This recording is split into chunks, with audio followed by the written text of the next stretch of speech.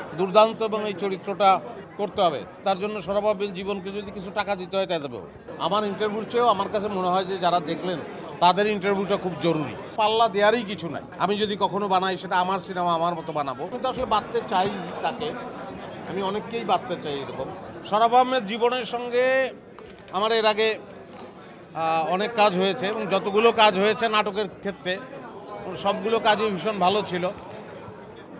তো এই কাজটার ক্ষেত্রে যখন আমাকে বলা হয়, আমরা যখন স্ক্রিপ্ট পড়তে যাই, স্ক্রিপ্ট পড়ার সময় আমি খুব এক্সাইটেড ছিলাম যে চরিত্রটা দুর্দান্ত এবং এই চরিত্রটা করতে হবে, তার জন্য সরবাবের জীবনকে যদি কিছু টাকা দিতে হয় তাই দেবো। চরিত্রটা আমার ভীষণ তখনই পছন্দ হয়। তারপরে কাজ করতে শুরু করলাম। আজকে হলে আসলাম, দেখলাম। আমি আসলে শুটিংয়ের সময় কাজ করতে করতে আমার প্রত্যাশা যতটুকু ছিল তার চেয়েও আমি আসলে বেটার সিনেমা পেয়েছি, এবং আমি তৃপ্ত। আমার দেখে খুব ভালো লাগলো। আর আমাদের কলাকুশলী যারা ছিল এবং আমরা যারা সবাই একসঙ্গে অভিনয় করেছি, প্রত্যেকের অভিনয়ই ভীষণ ঠিকঠাক ছিল, খুব ঠিকঠাক ছিল। তো সবাইকে থ্যাঙ্কস দিতে চাই, পরিচালককে, খসরু ভাইকে, মানে ডিওপি খসরু ভাইয়ের কথা বলছি।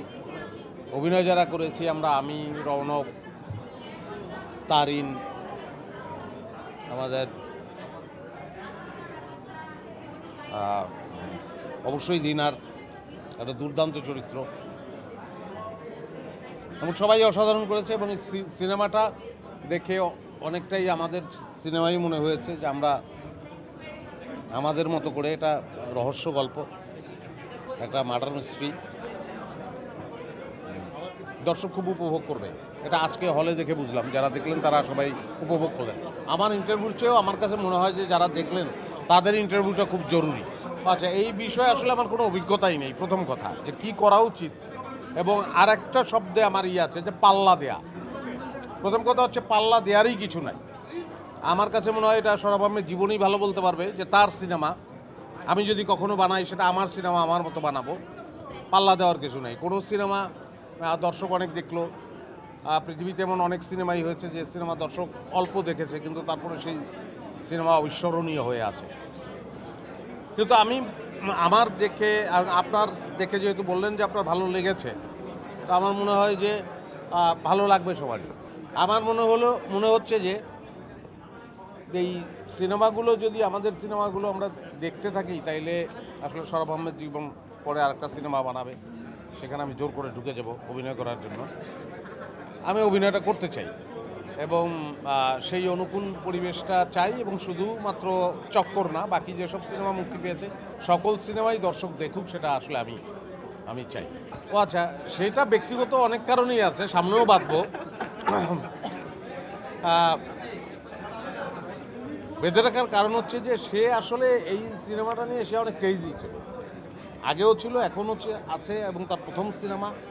এবং এটা দেখে কখনোই মনে হবে না যে একজন পরিচালকের প্রথম সিনেমা। মনে না হওয়ারও যথেষ্ট কারণ আছে, কারণ পরিচালনা করার অভিজ্ঞতা তার আজকের না, সেটাও অনেক দিনের।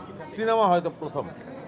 তো আমরা যেগুলোকে টেলিভিশন নাটক বলি সাধারণত, সেই টেলিভিশন নাটকগুলো আমরা সেই সময় অনেক নাটকে কাজ করেছি, যে এটাকেও একটা ছোট্ট সিনেমা ধরে নিয়েই আমরা কাজ করেছি। তো সেই অভিজ্ঞতার তো আগে থেকেই আছে। তো বেঁধে রাখার ব্যাপারটা আমি তো আসলে বাঁধতে চাই তাকে। আমি অনেককেই বাঁধতে চাই এরকম, যাতে সঙ্গে থাকে।